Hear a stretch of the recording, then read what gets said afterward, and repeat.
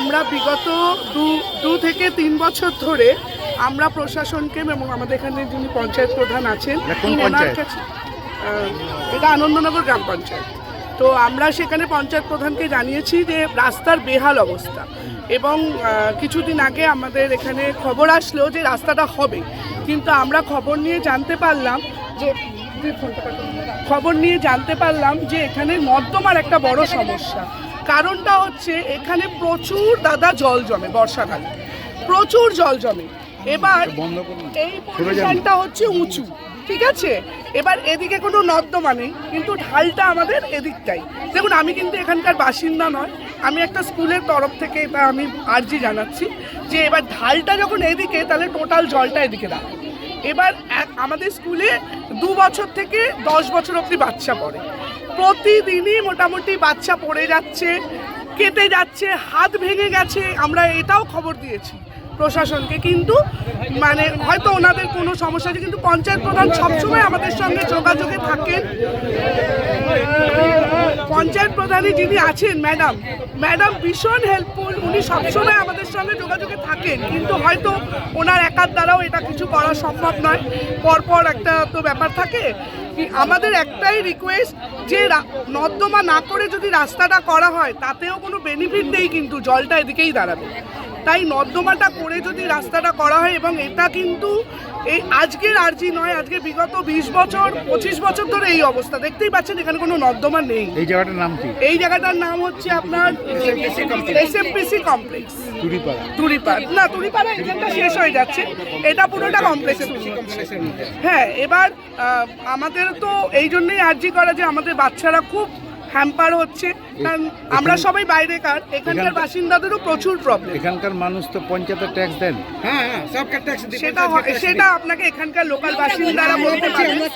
আমরা স্কুলের ডিটেলসটা আমরা বলতে পারি যে আমরা দিই, তাহলে আপনার স্কুল থেকে? হ্যাঁ, আমরা দিই।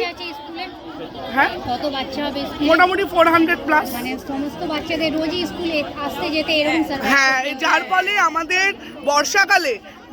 বর্ষাকালে কোনো স্কুল ছুটি থাকে না, কিন্তু আমাদের মাদারমেরি আমাদের দীর্ঘদিনের জন্য ছুটি দিয়ে দিতে হয়। ছোট ভাই বোনেরা রাস্তায় পড়ে যায়, তারপর বর্ষার সময় এখানে অনেক জল জমে যায়, এর জন্য আমরা আসতে পারি না। স্কুলে দীর্ঘদিন ছুটি থাকে প্রাকৃতিক দুর্যোগের কারণে, এর জন্য আমরা স্কুলে আসতে পারি না। এখানের ভট্টনগরের অবস্থাও খুব খারাপ।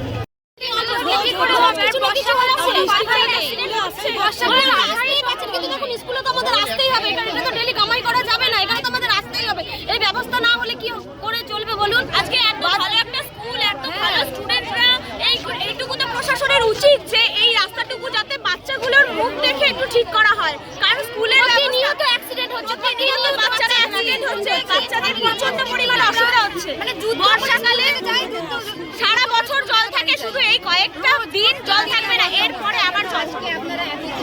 হ্যাঁ, একদম একদম আমি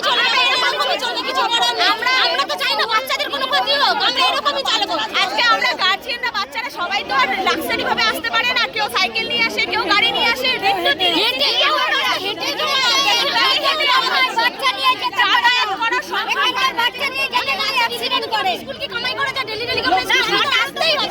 কোন প্রশাসন, কোন থানা? একমাত্র এলাকাবাসী, এখানে যারা বাসিন্দা তারাই বলতে পারবে। কোন থানা? লিলুয়া থানা।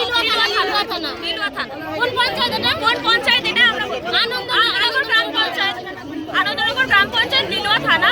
এবার এখানকার বাসিন্দারা আরো ভালো বলতে পারবে, কারণ আমরা স্কুল দেখে ভালো স্টুডেন্টরা র্যাঙ্ক করেন এবং স্কুলের অনেক নাম আছে, ম্যামরাও খুব সহযোগিতা করেন, কিন্তু আমরা চাইছি যাতে আমরা বাচ্চাগুলো সুস্থভাবে এই পড়াশোনাটা এগিয়ে যেতে পারে, কারণ এরাই তো ভবিষ্যৎ উজ্জ্বল না, এদেরই তো ভবিষ্যৎ হবে।